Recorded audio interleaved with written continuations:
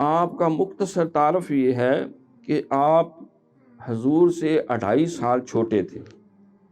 سرکار ہاتھی والا سال عام الفیل اس میں ولادت ہوئی، اور صدیق اکبر جو ہیں وہ 3 عام الفیل۔ سرکار جب پردہ فرمایا تو 63 سال ان کی عمر مبارک تھی، اور سیدنا صدیق اکبر رضی اللہ تعالیٰ عنہ کا جب وصال ہوا تو ان کی پوری 63 سال عمر مبارک۔ فاروق اعظم رضی اللہ تعالیٰ عنہ کی جب شہادت ہوئی تو پوری 63 سال ان کی بھی عمر مبارک، اور مولا علی شیر خدا رضی اللہ تعالیٰ عنہ کی جب شہادت ہوئی تو ان کی بھی پوری 63 سال عمر مبارک۔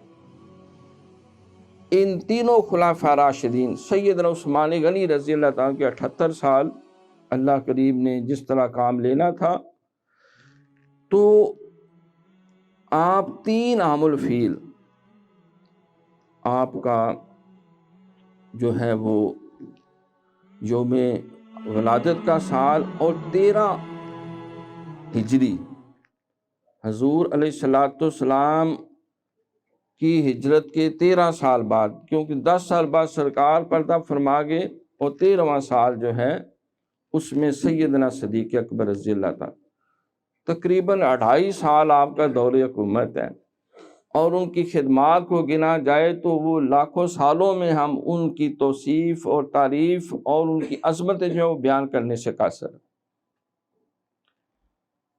آپ کا خاندانی نام تھا عبد الکعبہ، کعبہ کا بیٹا۔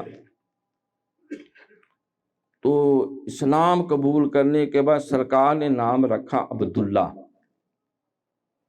والد کا نام تھا عثمان، تو اصل نام تھا عبداللہ بن عثمان، اور آپ کے والد ماجد کا لقب تھا کنیت ابو قحافہ۔ آپ اپنے آپ کو ابن ابو قحافہ کے نام سے یاد کرتے تھے۔ سیدنا صدیق کا لقب حضور نے عطا کیا جب سرکار کی نبوت اور صداقت کی گواہی دی، جس کا قرآن میں ذکر ہے، والذی جاء بالصدق، وہ ذات جو سچ لے کے آئی، وصدق بہ، اور جس نے اس سچ کی تصدیق بھی کر دی، اولئک ھم المتقون، وہی تقوی کے اعلیٰ معیار پہ قائم۔ تو حضور نے کہا انت صدیق، پھر صحابہ میں صدیق کے لفظ سے مشہور ہوئے۔ ایک دفعہ آپ تشریف لا رہے تھے، ایک اور آپ کا لقب تھا عتیق۔ عتیق کہتے ہیں جو جہنم کی آگ سے آزاد کر دیا گیا، جس کے لیے جنت لکھ دی گئی۔ آپ کی ایک کنیت مشہور ہوئی ابو بکر۔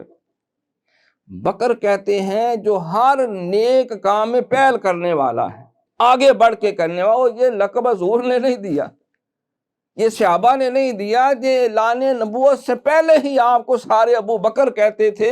ہر نیکی کے کام میں سب سے آگے اگر کسی نے دیکھنا ہو تو وہ صدیق اکبر کو دیکھ لیں رضی اللہ تعالی۔ ابو بکر، اللہ اکبر، ہر خیر سب سے پہلے کرنے والا، اس کا بھی باپ۔